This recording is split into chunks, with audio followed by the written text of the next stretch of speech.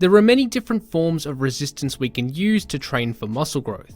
Free weights, machines, cable systems, and bodyweight movements are all different forms of resistance which can be used to induce hypertrophy. However, are either of these forms of training superior over others? Which training method is best? Why or why not? In this video, we will try to answer these questions. To answer this, we first need to establish the concept of stress and adaptation. To understand this concept, let's look at the classic general adaptation syndrome model. This model describes how the human body adapts to a stimulus in a general sense, meaning this isn't specific to hypertrophy training. Essentially, we have 4 phases to the adaptation cycle. First is the stimulus, which is the stress imposed on the system. This is essentially the trigger for adaptation, provided that the stimulus was effective enough to disrupt homeostasis. Without any stimulus, there is no reason for the body to adapt and improve its capacity. In terms of muscle growth, the stimulus would be a resistance training session. The second part to this cycle is the alarm phase. This occurs immediately after the stimulus is presented. The alarm phase is where we see an initial decrease in the system's capacity as a result of the disruption to homeostasis induced by the stimulus. In terms of muscle growth, this would be equivalent to muscle damage and swelling after training a muscle and result in an acute decrease in lifting performance. Next, we have the supercompensation phase. This is where the system recognizes the stimulus as a threat to survival and adapts as a response. So rather than recovering to baseline levels, the system will supercompensate and adapt to an even greater capacity than before. In terms of muscle growth, this would be equivalent to the muscle repairing and growing to a bigger and stronger muscle than it previously was. And lastly, we have the detraining phase, or a repeat of the stimulus phase. If we discontinue to provide a stimulus to the system, then we will detrain and go back to our original baseline level of adaptation. However, if we continue to provide an overloading stimulus, then this cycle will continue and we will see chronic adaptations in the capacity of the system. In terms of the muscle growth cycle, this would mean that we continue to train the muscle group sufficiently, consistently over time and see long-term muscle growth. So now that we understand the basic concept of stress and adaptation, let's shift our focus now to muscular stress, specifically for the goal of inducing muscle growth. Unlike strength, hypertrophy adaptations are non-specific. This means that there is no specific exercises, rep ranges, loads, and so on that are mandatory for muscle growth to occur. Hypertrophy can be equally achieved using a variety of different training methods, provided that they are sufficient to stress the muscle we are trying to train. This is because, unlike strength, hypertrophy is not a performance outcome. Rather, it is a structural adaptation. So really, the goal of hypertrophy training is not necessarily to lift the most amount of weight possible or to select specific exercises, it is to stress the target muscle. If muscular stress is sufficient, we will experience the same stress and adaptation cycle required for long-term muscle growth.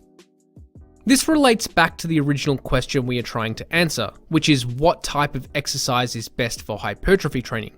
As we now understand, muscular stress is the ultimate goal for hypertrophy training. So to answer the question, which type of resistance is best for muscle growth, the answer is that all methods can be equally effective. Each of these types of resistance are able to provide muscular contraction under load and can therefore be sufficient to stress specific muscles. So ultimately, there is no single best exercise type, all methods can be effective. So now we understand that there is no single best form of resistance training. However, each method has their own unique advantages over each other, and may therefore be more suitable in specific contexts. Let's now cover each resistance category and what unique advantages they may provide. First is free weights. Free weight exercises include anything involving moving an external resistance with no fixed movement pattern. This includes exercises using barbells, dumbbells, kettlebells, and any other freely movable object. Free weight exercises generally have a few unique advantages over other forms of resistance training. The first advantage is that they can be moved freely through any plane of motion. This allows trainees to individualize the movement pattern to your own specific anthropometry and individual preference. This means that the same exercise could be performed in many different ways to suit the individual lifter. The second potential advantage is that free weight movements involve more stabilizer muscles to control the load in various planes of motion. I say that this is a potential advantage because it could be seen as both a benefit and a limitation depending on how you observe it. On one hand, this would be beneficial for hypertrophy because more total musculature is being trained during the movement, which means we will get some indirect training for the stabilizer muscles. However, it may also be seen as a limitation because the involvement of more stabilizer muscles increases the chance that performance of each set will be limited by other systems before the target muscle. Furthermore, training with less external stability may inhibit the ability to maximize motor unit recruitment, meaning not all muscle fibers may be maximally trained. Next, we have machine-based exercises. This could be broken down even further into different types of machines, but for this video we will just consider machine-based exercises as those which have a fixed movement pattern. Most machines can be adjusted to suit different heights and limb lengths, but the movement pattern is ultimately a fixed path. Machines have one specific advantage over other exercise types. The advantage is that most machines have almost no coordination or stability demands. This means trainees can just jump on the machine and ensure that the target muscle will be maximally stressed without any other systems limiting performance. So the trainee can simply focus on pushing hard and training the muscle without worrying too much about their technique, coordination, and stability. Next, we have cables. Cable-based exercises are those which use some form of a cable system to provide resistance. Cable stations can usually be adjusted to different heights and used through different planes of motion and at different angles. Cable exercises have two primary unique advantages over the other types of exercises. First is the angle of resistance. Cable exercises can be performed in many different ways, and the line of pull can be adjusted. This means resistance can be provided vertically, horizontally, forward, backward, or in any combination of these planes.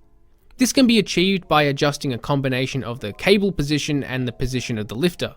This may help trainees specifically target certain muscle groups in ways that cannot be achieved with other forms of training.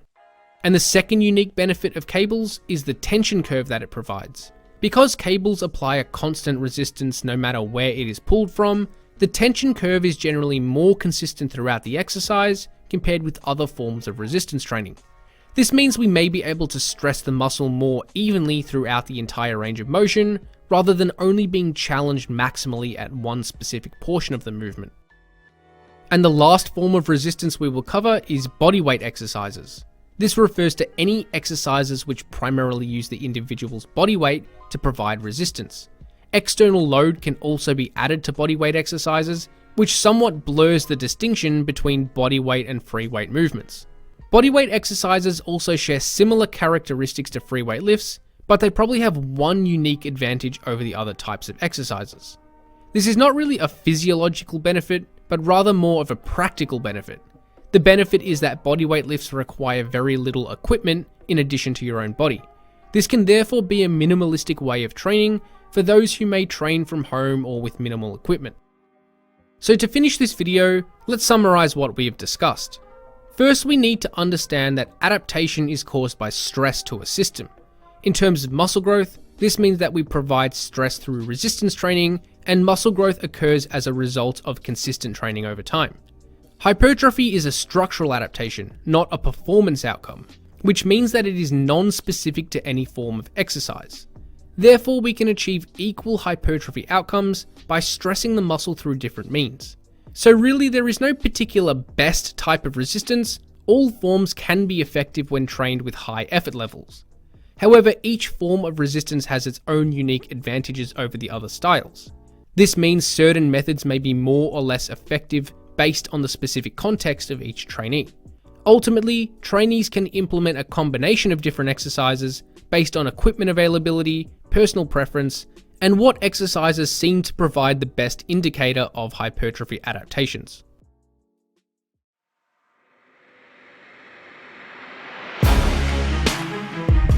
Thanks for watching, and hopefully you got something out of this video. Remember to subscribe if you haven't already.